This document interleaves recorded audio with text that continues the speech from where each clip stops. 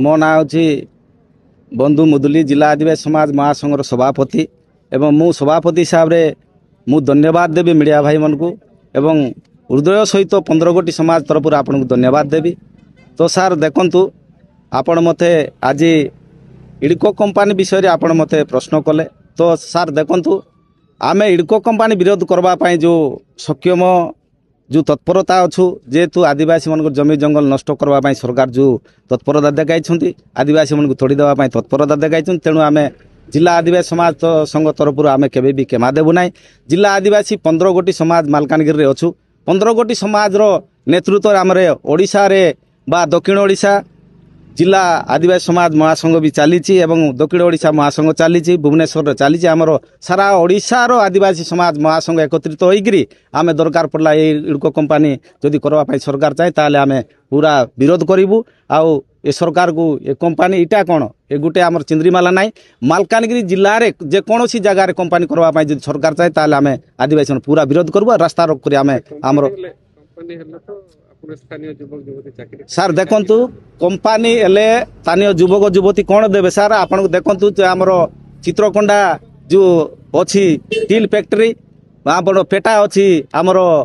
पत्र फैक्ट्री तारे तो आदिवासी मन को चाकरी दे नांती आउटी आपनकर इडको कंपनी क्षेत्र आदिवासी को चाकरी देबे सार इटी आदिवासी मन पाठ ही पड़ी नांती जगार लोक कि पिला हमरे स्कूल जाई नांती को चाकरी देबे सार गिना मुता माजवा चाकरी देबे कि तेणुक आम पूरा एटा विरोध करूँ 15 गोटी समाज आदिवासी समाज तेणुक आम कंपनी होगा देवु ना। जदि सरकार आमको एरेस्ट भी करा जाए ताले आम एरेस्ट होगा भी रेडी अच्छु मरवा भी रेडी अच्छु ए कंपनी होगा देवु ना। धन्यवाद सर।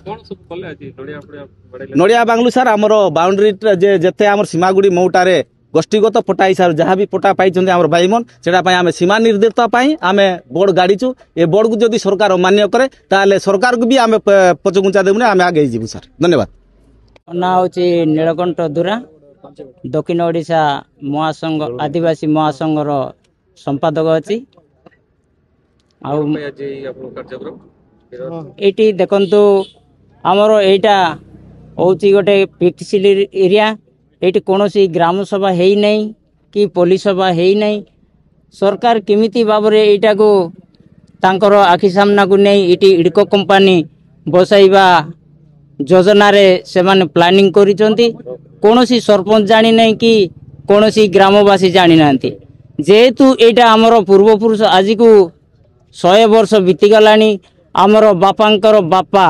से माने सब चली गलेनी एटा हमर लोक माने एटी बसवास करी केंदुपतर बा टोला जा छतु जो बाहरुची सेटा को क्रय करी जीविका निर्वाह करूचंती तेणु एई बळिया जागा को इडको कंपनी आज हाथ मारी माने आमर आदिवासी लोक मानकर तांकर देह गरम होइची जेहेतु आमी सेमानंकु देबु ना इडको कंपनी जदि देबु तेले आमर जीवन मध्य जाऊ बोली करी आमर आदिवासी भाई मानकर प्रतिश्रुति देइचंती तेणु करी आमे आज एकत्रित होई 8-10 खंड गाँव आदिवासी भाई मन सब आसछंती आमे एटी कोनोसी रास्ता रोक करिवार नाही एटी आज आमे बोर्ड पोतिलु आउटी नड़िया बढ़ाई पूजा पाठ करी आमे आमर सेठी गाँ भीतर जाई आमे आमर आलोचनाटा करिवु बोली करी प्रस्तुत रहिछु सर।